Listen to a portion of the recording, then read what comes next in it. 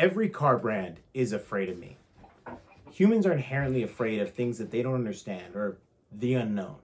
So they should be deathly terrified of me because I'm so unknown that up until recently, I didn't have more than 40 subscribers on YouTube. But we have 200 now. So I'm only slightly less irrelevant to a very sub-niche, sub-particle part of people. But I want to thank you guys personally right now for 200 subscribers so far. 218 the last time I checked. Let's get it up to 300. I want to get to 500 before the end of the year. You guys are instrumental in doing that, so I thank you so much. I hope that you guys continue to comment.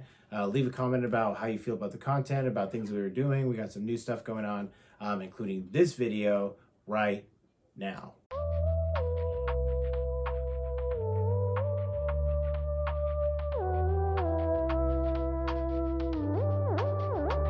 All right, everybody, besides the fact that I couldn't get another car to review to save my life because for some reason, unless you have all of the followers and subscribers in the world, nobody wants to just give you a car to just, test drive around. Correct! But, that's not their fault, that's mine for being trash and barely starting a YouTube channel now instead of in the pandemic when everyone did. I am very proud to announce a pandemic special. Besides that conversation, here's a conversation that nobody's ready to have, and that's the fact that I believe that Chevy is the best electric car manufacturer there is right now. What? Better than Tesla, better than Rivian, better than everybody, definitely better than freaking Lucid. Don't even get started about that. But I'm not talking about better. Your build quality, range, and all that stuff, which kind of I'll talk about, but better value, the best value for a while now. Better ingredients, better pizza, Papa John's. I want to take you back to when the Model 3 first premiered in 2017. It was like the biggest uproar that ever happened, right? Elon was riding high, like maybe at that point he put an old Roadster on a missile or something, whatever was happening in 2017. But stuff was mad hot for Tesla in 2017, right? S, X, Model 3, right? Right on the cusp of the Model Y coming later to be the highest selling electric vehicle on the planet. Model 3 coming in pretty gosh darn close. I love it. My wife wants one. My producer potentially wants one. Yeah, because it's gone down in price again, right? Kind of wrong.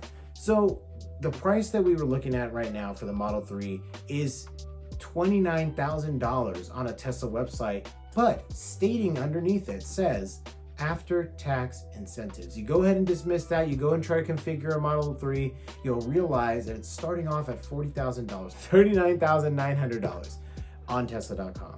So that's what it's really starting out at. Aside from its price now, which seems relatively agreeable compared to its counterpart, the Model Y, which starts out about $69,000, almost $20,000 more, and even the recently price reduced Model S and X for $89,000, respectively.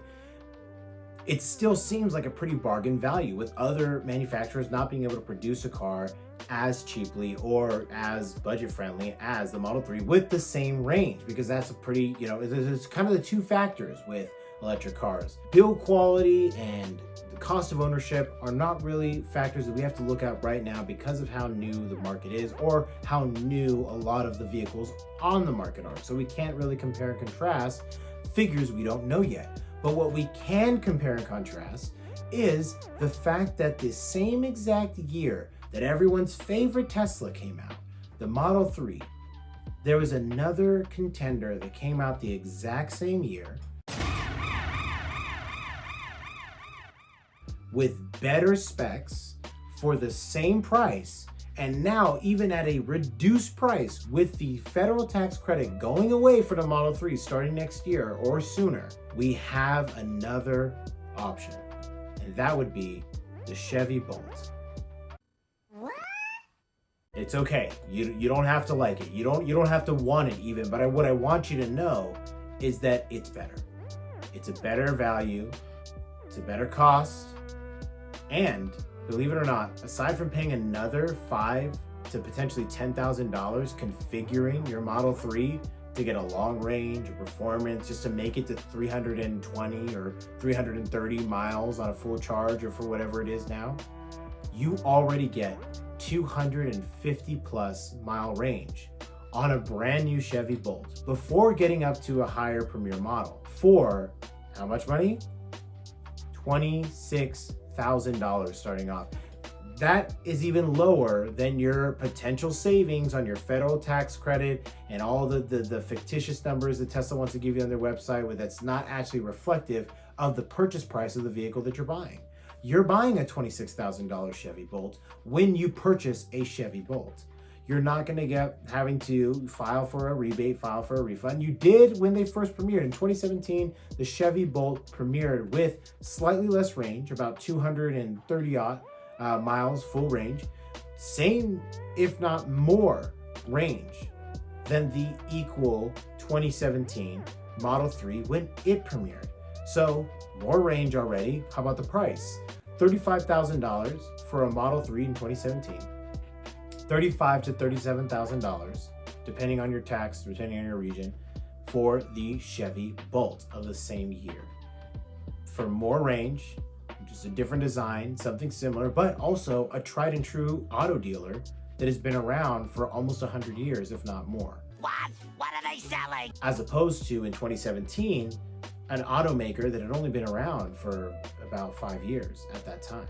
Now looking forward to 2023, it doesn't really matter what you want or what you looks nice or looks good. With gas prices at a scorching high $7 here in California, you're really gonna front about wanting a white leather interior or the big Tesla iPad in the center of the freaking car? No, that's stupid for you to want those things. It's dumb. It's a desire of people who have the ability to choose in their lives. You, my friend, similar to me, do not have the ability to choose. You gotta get what you need, not need what you get.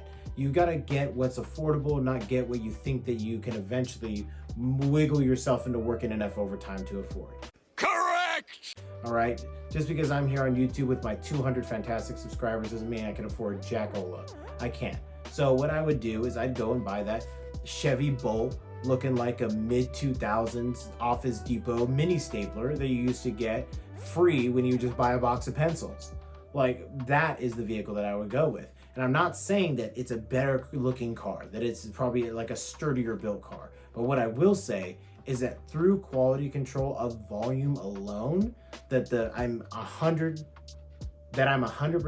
certain the Chevy Bolt comes with a lot less errors on the body, and notoriously from what Teslas come with from the factory when you get it delivered to you. It's with a more established company, costs significantly less today. The price has only gotten lower for it. Secondhand market, even lower for it. Secondhand market for Teslas, unpredictable as all heck.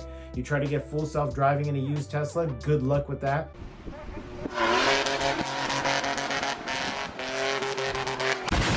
I'm not telling you to go trade in your Model 3, and I'm not telling you to not dream about finally, eventually being a part of the Elon army and driving a Tesla all the way to Mars. I'm not saying that. What I am saying is that it's time to reevaluate what you consider to be valuable. Just because it looks good or it looks different, or it's actually the kind of car that you really would see yourself driving. Unfortunately, we're not in that place of luxury anymore. We're not in that place where we can just kind of pick and choose what's going to be the most desired for us. Sometimes we got to pick something that's just the best thing for us at the time.